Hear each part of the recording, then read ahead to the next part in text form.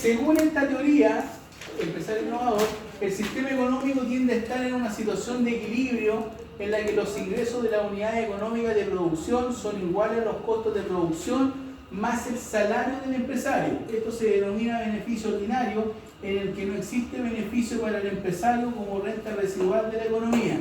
¿Qué quiere decir esto del beneficio ordinario? Que se tiene utilidades, se tiene beneficios, sí, pero ese beneficio se lo comen los gastos, como por ejemplo el salario. Por ende, en el estricto rigor, no hay beneficio para el empresario como renta residual de la economía. No genera un margen, sino que está en equilibrio. ¿Qué significa que está en equilibrio? Que el ingreso es igual a los costos. ¿Ya? Entonces, ¿ese beneficio tiene un efecto positivo en la economía? No.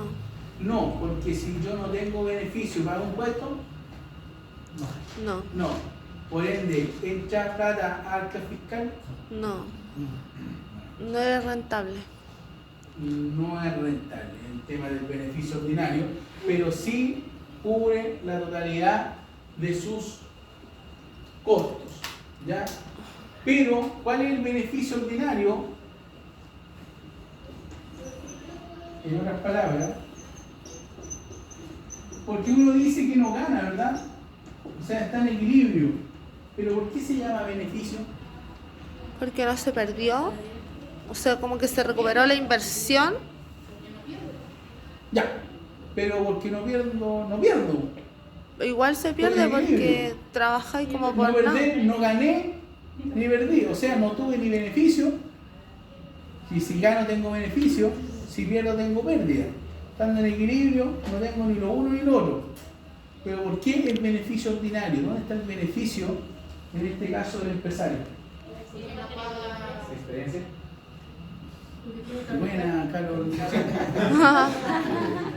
La experiencia.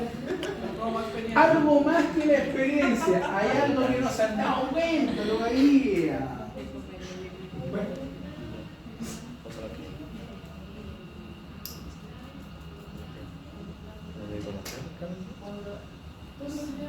Si obtiene beneficio, su salario, porque dice la definición que es un equilibrio en la que los ingresos de la unidad económica de producción son iguales a los costos de producción. O sea, si eso lo llevo a fórmula, estamos hablando que esa igualdad es que los ingresos son iguales a ¿qué? Egresos. A los costos más el salario del empresario. Ya. En otras palabras, O sea, si los ingresos son 100 y los costos son 90, tengo que despejar la X. ¿Y el costo? 100 igual 100. ¿En el costo van los salarios de los empleados? De los empleados. Sí. Todo lo de eso, costo y gasto. Pero más, en esta parte de la ecuación, más el salario del empresario. Está incluido. Entonces, ahí ese es su beneficio.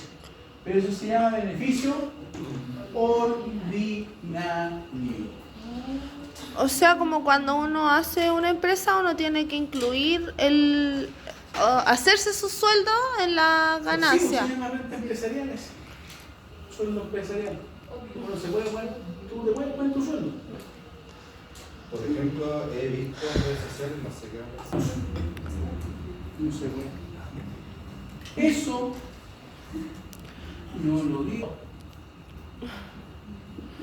Lo dice el artículo 21, numeral 3 del decreto ley 824, que habla de los gastos rechazados imputables a los dueños o accionistas.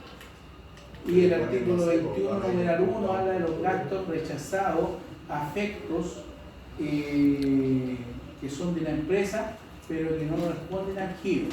En el caso de los primeros, cuando son gastos que no corresponden al giro de la empresa, como por ejemplo tu giro es vender neumáticos, pero metiste una factura de las perversas,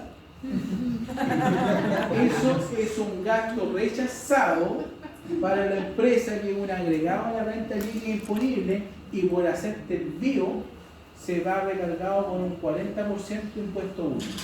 Una multa. Bueno, 40% del monto del gasto. Y eso no es imputable a pérdida, por ende, no es que llego a pérdida y bajo la utilidad. No. Artículo 21, numeral 1 del Decreto Ley 824, que es la ley. Ahora bien, el gasto rechazado puede ser imputable al dueño también. Puede ser que es la misma factura de las perversas, pero es atribuible a uno de los dueños. Fue Sebastián. Por ende, claro, bueno, la empresa, pero en realidad fue de Sebastián. Entonces no fue de la empresa propiamente tal, él se quiso hacer el bio.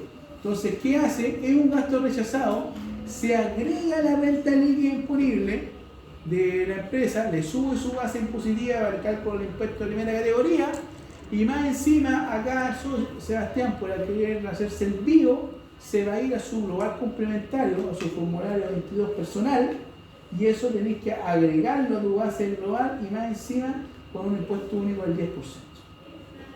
Por hacerte el bio, te va a salir carito. Eso porque es un gasto que no es atribuible a la empresa, es rechazado. Es el concepto de gasto, respondiendo a la pregunta que usted comentó, es una total ilegalidad porque es un gasto rechazado a la empresa. Y no según yo, según el artículo 21, que es la base para poder hacer los agregados de la RNI para el cálculo de la base del impuesto de primera categoría, que es la base para pagar el impuesto a las ganancias que pagan las empresas. Como por ejemplo la comercialización de un nuevo producto, se altera la situación de equilibrio anterior. ¿Por qué?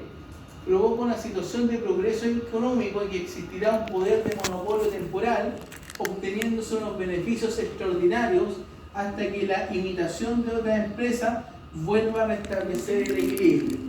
En Spanish, yo puedo lanzar un producto súper innovador. Yo recuerdo... ¿El iPhone cuando se lanzó? No, me voy a un caso más práctico que vi. En algún minuto las máquinas tragamonedas eran grito y plata. Recuerdo que los que tenían se hicieron pero ricos con las máquinas tragamonedas. Por ende, todo eso que recibieron era del beneficio extraordinario, ¿no? Era algo innovador, algo que no se daba, en todos los almacenes había. Yo tenía un compañero de Vega que ganaba más tarde en las máquinas que en la Vega, y llegaba con moneda, con bolsas de moneda. Lo acompañábamos al banco, de hecho. Pero ¿qué pasó? Hasta que se reguló o ya empezó a masificarse, ya no empezó a ser tan innovador. Cuando un producto se lanza, lo que tú decías, el iPod, ya, la raja y todo, tiene, como dice acá, un monopolio pero temporal. Ese monopolio temporal, ¿cuándo va a terminar? Hasta que venga un chino que te remite. Pero pasa así. Entonces tú ves, el producto innovador, ya, súper bueno, ¿eh?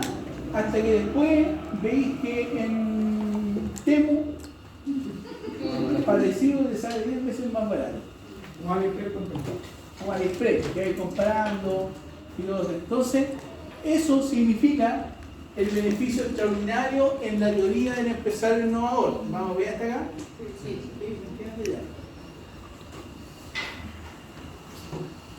¿Cuáles son las fases de esta teoría? Son tres fases, que es la invención, innovación y la imitación. La invención es cuando se crea o se